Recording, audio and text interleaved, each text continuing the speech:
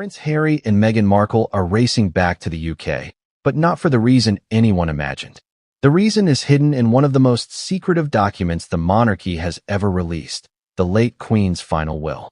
And inside that document, carefully tucked between legal jargon and royal protocol, lies a revelation that could change everything for the Sussexes and for their children, Archie and Lilibet. Before we continue, please hit the like button, subscribe to the channel, and turn on the notification bell for updates. Imagine this for a moment. A £20 million trust, set up decades in advance, quietly earmarked for the Queen's beloved great-grandchildren. A fortune intended to secure their futures, preserve the royal legacy, and maintain the monarchy's influence on the next generation. But there's a catch. A condition so unexpected that even the most seasoned royal advisors would stop in their tracks. To access this fortune, Archie and Lilibet must reside part-time in the United Kingdom and be formally presented to the crown. It was a clause designed not just to provide wealth, but to ensure connection, to ensure loyalty, to guarantee that no matter where life took them, the Queen's great-grandchildren would remain intertwined with the very institution she devoted her life to. And now, Harry and Meghan face a choice that could redefine everything. Return to the UK, step back into royal protocol, and navigate the intricacies of public scrutiny and palace politics, or risk losing millions, and perhaps more importantly, risk creating a rift that could echo for generations. The secret fund the Queen left behind. Few people in the royal family knew about this trust.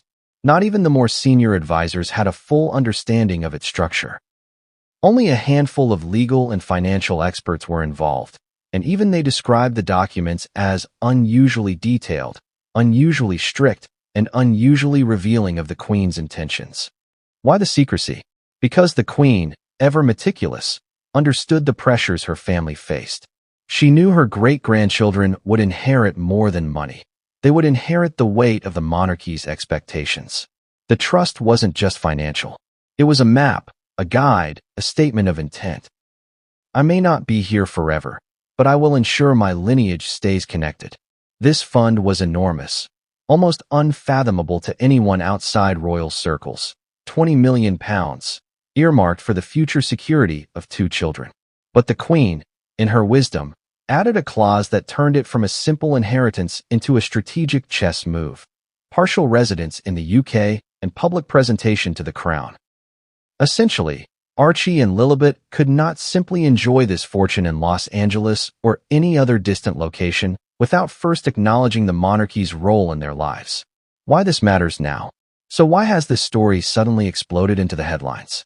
Because Prince William, as the senior family member reading out the Queen's last will, delivered news that was, by all accounts, shocking.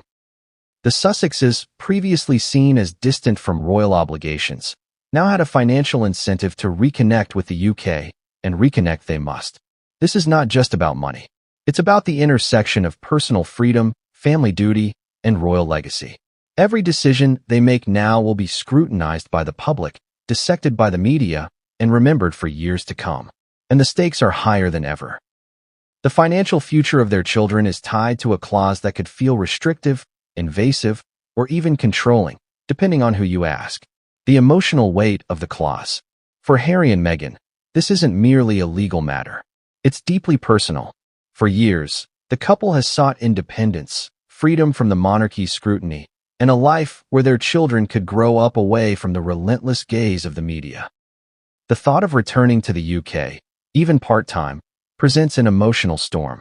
The clause demands not just physical presence, but a public acknowledgement of royal tradition. Archie and Lilibet would be required to attend formal ceremonies, meet royal officials, and participate in events that their parents had long avoided. It's a paradox: wealth tied to presence, freedom tied to restriction. And for the Queen, this was intentional. Her final act was not only to protect her great-grandchildren financially, but also to ensure they remained connected to the institution she built and served for decades. Every detail of this trust was carefully considered, down to the wording of the clause that many are now calling the most powerful in royal history. A race against time. The Sussexes' return to the UK is more than a physical journey. It's a race against time, against expectations, and against the eyes of the world. Media outlets have already speculated on the motives, social media has erupted with debates, and palace insiders whisper about the potential fallout. Imagine landing at Heathrow, stepping off a plane, and knowing that millions of pounds, and your children's future, depend on navigating conversations that could erupt into headlines in seconds. Every gesture, every word, every glance could become a story. Every decision could ripple through the monarchy and the public alike. Questions that keep the audience hooked. Will Harry and Meghan return to the UK willingly, or will they resist the clause? How will Prince William and King Charles react to their arrival? What will the public think when the Sussexes are seen complying with, or defying, the Queen's final wishes? And most importantly, what secret was tucked in the trust that even Harry didn't anticipate? These are not just theoretical questions. The answers could redefine the royal family's dynamics, the Sussexes' future, and even the public's perception of the monarchy itself. The stakes are personal and public. The Queen's trust is both a gift and a test. A gift because it secures financial stability for Archie and Lilibet, a test because it forces the parents to confront what they value more, independence or legacy. For the children, the stakes are simpler but no less profound. Connection to their family, identity within the royal institution, and access to a fortune that could change the trajectory of their lives. But for Harry and Meghan, every choice carries emotional and political consequences, a balancing act between personal freedom, loyalty, and legacy. And here's the moment that sets the stage for the drama to unfold. Harry and Meghan have received the news. The £20 million trust exists. The clause is real. The children's future is on the line. But the question now is not whether they will return to the UK, it's how. Will they comply quietly, storm back into the palace with defiance, or negotiate the terms in ways that no one expects? What happened when they first saw the will? How did William read the clauses aloud? And what secret twist did the Queen leave that even the royal lawyers didn't anticipate? Most of the royal family didn't even know about this fund until the will was read, and when they did, jaws dropped. The late Queen, known for her unwavering dedication to duty and meticulous attention to detail, left behind more than just her official titles and estates. Hidden in the most confidential corners of her estate planning was a secret trust, a fund worth £20 million earmarked specifically for her great-grandchildren, Archie and Lilibet. This wasn't just money.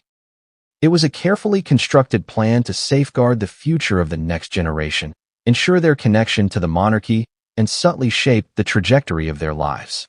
This fund was unlike anything the royal family had seen before. While most inheritances might come with simple instructions, perhaps a sum of money or a property, the Queen's trust was layered, strategic, and laden with conditions that reflected her foresight, her love for her family, and her understanding of the pressures they would face. The purpose behind the trust. At first glance, the trust looks purely financial. £20 million, divided between Archie and Lilibet, meant to provide long-term stability. But the deeper intent is far more profound. This was the Queen's way of ensuring her great-grandchildren remained anchored to the institution she had devoted her life to. In her mind, money alone was never enough. The children's connection to the UK, to their heritage, and to the crown itself was equally important. To that end, the trust came with a clause that would ignite tension across continents. Archie and Lilibet must reside part-time in the United Kingdom and be presented to the crown. This simple phrase, hidden among the legal text, carried enormous weight. It wasn't just about geography or ceremony. It was about allegiance, identity, and tradition. Legal experts reviewing the trust described it as unusual and exceptionally strategic. One palace insider, speaking under the condition of anonymity, said, "The Queen was thinking generations ahead. She knew her great-grandchildren would face choices. Choices about where to live, how to identify themselves, and how closely to engage with the monarchy. This trust forces those decisions. The secrecy and the surprise. What makes this fund even more extraordinary is how few people knew about it before the will's reading. The Queen's most trusted advisors, senior lawyers, accountants, and select members of the Privy Council, had access, but even they were reportedly unaware of all the nuances. No casual conversation at royal lunches, no hints in palace corridors. It was an invisible yet omnipotent plan, quietly waiting to be revealed. When Prince William read the will aloud, the reaction was immediate. Some senior royals were stunned. Others were apprehensive. But Harry and Meghan? Their reactions were a mix of shock, disbelief, and, eventually, calculation. Imagine receiving news of £20 million that comes with strings so intricate they could alter your entire life. For Harry and Meghan, who had built a life in Los Angeles filled with independence, media ventures, and a break from traditional royal obligations, the decision was suddenly loaded with stakes far beyond money. The clause that changed everything. The clause itself seems almost simple on paper. The children must spend part of their time in the UK and be presented formally to the crown. But simple on paper doesn't capture the emotional and practical weight it carries. Part-time residence. This requires that Archie and Lilibet live in the UK for extended periods each year. For a family accustomed to the privacy and freedom of Los Angeles, this is a seismic shift. Presentation to the crown. More than a ceremonial gesture, this involves acknowledgement of the monarchy's role in their lives, participation in formal events, and public visibility. For Meghan and Harry, who have often criticized or distanced themselves from royal protocol, this is an extraordinary demand. The trust effectively forces a reconciliation between personal freedom and family legacy. It's a delicate balance between wealth, loyalty, and the monarchy's expectations. And for Harry and Meghan, it's a choice that carries lifelong consequences. Why the Queen did this? The Queen's reasoning is simple yet profound. She wanted her great-grandchildren to have options, but also to understand responsibility. Money alone is fleeting. Connection to heritage and family is lasting. Consider this. The Queen witnessed decades of familial tension, public scrutiny, and occasional estrangement within the royal family. She knew the pitfalls that could affect Archie and Lilibet. By tying inheritance to residency and presentation, she created a structure that ensured engagement without outright coercion. One palisade described it as the Queen's final lesson in diplomacy. Protect your family, ensure their future, and guide them without forcing them. The human side of the trust. But beyond legalese and strategy lies the human element. For the children, this fund represents opportunity, a cushion, a chance to live comfortably, and the legacy of their great-grandmother's love. Yet for Harry and Meghan, it's a decision filled with tension. Should they uproot their family life in LA for extended periods? How will this affect Archie and Lilibet emotionally, socially, and culturally? What message does compliance send to the public and to critics who have questioned their detachment from royal duties? The emotional stakes are high. For a couple constantly scrutinized by the media, every move is amplified, every choice analyzed, and every decision becomes part of a global narrative. And now, a decision that was meant to be private is about to be made public. Hints of tension between brothers. Adding another layer of intrigue is the relationship between Prince William and Prince Harry. While the reading of the will was procedural, palace insiders suggest that subtle tension simmered beneath the surface. William, as the senior family member, understood the significance of the trust and its clauses. Harry, ever protective of his family's autonomy, reportedly bristled at the suggestion that financial security was conditional upon royal engagement. This sets the stage for conflict.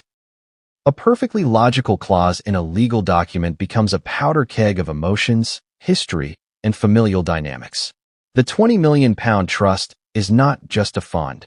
It is a mirror reflecting decades of royal expectations, personal choices, and unresolved tension between the brothers. Curiosity gap and suspense. Even now, the full details of the trust remain largely private. What other clauses might exist? Was there a contingency for non-compliance? Did the Queen leave secret instructions about how disputes should be resolved? The suspense isn't just about money. It's about power, control, and the legacy of the monarchy itself. For Harry and Meghan, the decision is immediate. For the rest of the royal family, it's a test of diplomacy, patience, and public image. And for the public, it's a story of unprecedented stakes, emotional depth, and dramatic tension that will dominate headlines for months.